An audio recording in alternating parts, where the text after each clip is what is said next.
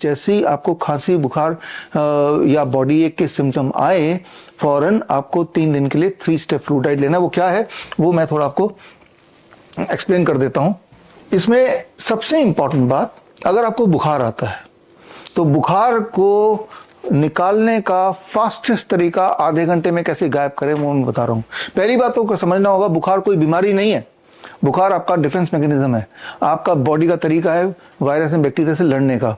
तो बुखार में एट 40 डिग्री टेम्परेचर, याद रखिए किसी भी तरह का वायरस जिंदा नहीं रह सकता, तो बॉडी अपना टेम्परेचर बढ़ाता है ताकि वायरस एंड बैक्टीरिया डिसइंटीग्रेट हो जाए, वो अपनी मौत खुद ही मर जाए, राइट। लेकिन बुखार में जब पैरासिटामोल लेके बुखार को कम करने की कोशिश करते हैं, you give a chance to the infection और infectious agent to spread further. इसीलिए जो लोग पैरासिटामोल लेते हैं उनका बुखार लिंगर ऑन करता है, और कई बार तो पैरासिटामोल के असर की वजह से लिवर डैमेज हो जाता है, किडनी फेल हो जाता है, कैंसर हो जाता है, अल्सर हो जाता है। ये बात आम है, बल्कि अभी तक ये साबित हुआ है कि पैरासिटामोल से 50% जो लिवर फेलियर है पूरी दुनिया का, उसका एकमात्र कारण है पैरासिटामोल। इसीलिए पैरासिटामोल को दुनिया का सबसे खतरनाक दवाई का खिताब मिला हुआ है।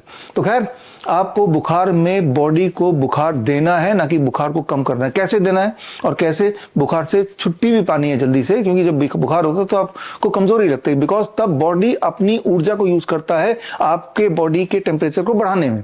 ऐसे में आपको बॉडी को आर्टिफिशियल फीवर देना है। How we do it in our hospital, HIIMS group hospital में हम यही करते हैं अपने पेशेंट के साथ, लेकिन आप इसको घर पे बैठ के कर सकते हैं। वेरी सिंपल, ये हॉट वाटर का बाल्टी, एक बाल्टी लीजिए जिसमें 42 डिग्री सेल्सियस, याद रखिए 42 डिग्री सेल्सियस वाला पानी, यानी कि बहुत गर्म पानी। एक थर्मोमीटर ले लीजिए, वाटर थर्मोमीटर, अभी ले लीजिए कहीं से खरीद के, ताकि वो जब जरूरत हो काम आए।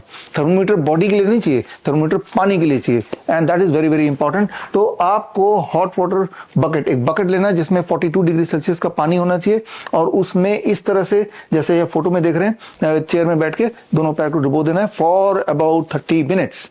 लेकिन ये भी है कि जब आप जैसे जैसे समय बीता जाएगा 42 डिग्री से टेम्परेचर कम होता जाएगा। टेम्परेचर को मेंटेन करना है।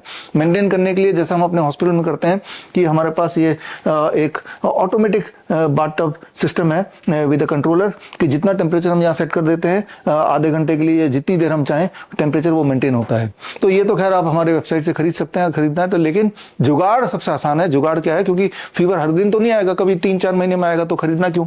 तो उसके लिए जो जुगाड़ करना है, जो हमारे पेशेंट करते भी हैं, 2 बाल्टी रखिए, एक बाल्टी में 42 डिग्री सेल्सियस, एक और बाल्टी रख लीजिए 50 डिग्री सेल्सियस, और हर 5 मिनट में एक मग पानी यहां से निकालिए, और एक मग पानी 50 डिग्री अधिक गर्म पानी को इसमें ऐड करते रहिए, so that you are able to maintain and sustain 42 degree for 30 minutes. 30 minute के अंदर आपको थोड़े पसीने आएंगे, और जब पानी से बाहर निकलेंगे अगले 30 मिनट में आप देखेंगे आपका टेम्परेचर धीरे धीरे कम हो रहा है, बॉडी वीकनेस धीरे धीरे जा रही है, बॉडी एक धीरे धीरे जा रहा है, और आप देखेंगे मैजिकली आप ठीक हो गए, मैजिकली ठीक हो गए।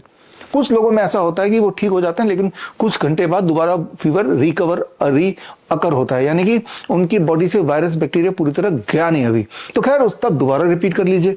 तो this is the fastest safest method, अभी तक का प्रूवन मेथड है to get a relief from the flu like symptom. ये तो हो गया फर्स्ट स्टेप। ज्यादातर लोगों में इतने में ही सब कुछ हो जाता है, ठीक ठाक हो जाते हैं।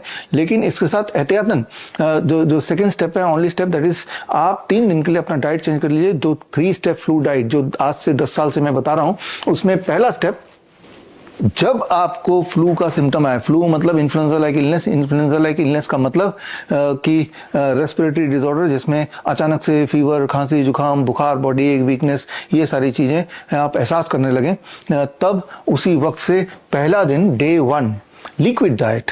लिक्विड डाइट में पेशेंट का वेट डिवाइड बाय 10, मान लो पेशेंट का weight 60 kg divide by 10, that become 6 glass citrus fruit juice. Citrus fruit juice मतलब मौसम्बी का जूस, संतरे का जूस, अनानास का जूस, जो भी आप, संतरा बहुत सारा आ रहा है आजकल तो, राइट। तो संतरे का जूस आपने बनाया, 6 ग्लास पूरे दिन भर में आपको लेना है। मुझे पता है 6 ग्लास पीना थोड़ा मुश्किल है, लेकिन धीरे धीरे धीरे पीना है।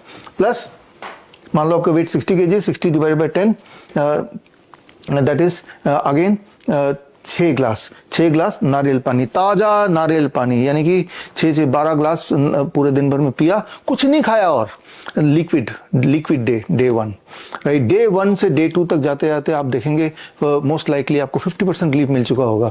अब डे 2 में आए, डे 2 में आपको फ्लूइड डाइट में आपका वेट 60 kg मान लो आपका वेट है, divide by 20 and that becomes 3, यानी कि 3 ग्लास सिट्रस फ्रूट जूस और 3 ग्लास नारियल पानी पूरे दिन भर में। और पूरे दिन भर में आपको अपना बॉडी वेट इंटू 5, मेरा मान लो 60 kg बॉडी वेट है, तो 60 इंटू 5 दैट बिकम्स 300 ग्राम्स, 300 ग्राम टमाटर और खीरा। टमाटर और खीरे के अंदर भी आप देखेंगे 90% पानी होता है, राइट। तो टमाटर खीरा इतना आपने पूरे दिन भर में, मतलब ये आपका डोज है, ये आपका पूरे दिन का इनटेक होना चाहिए, राइट।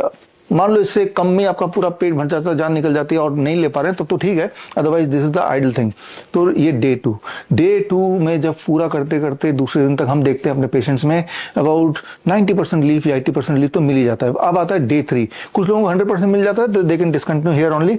और डे 3 में इसी को 30 weight divide by 30, weight 60 kg है, divide by 30 that becomes 2 glass, 2 glass नारियल पानी और 2 glass citrus fruit juice, that becomes your breakfast.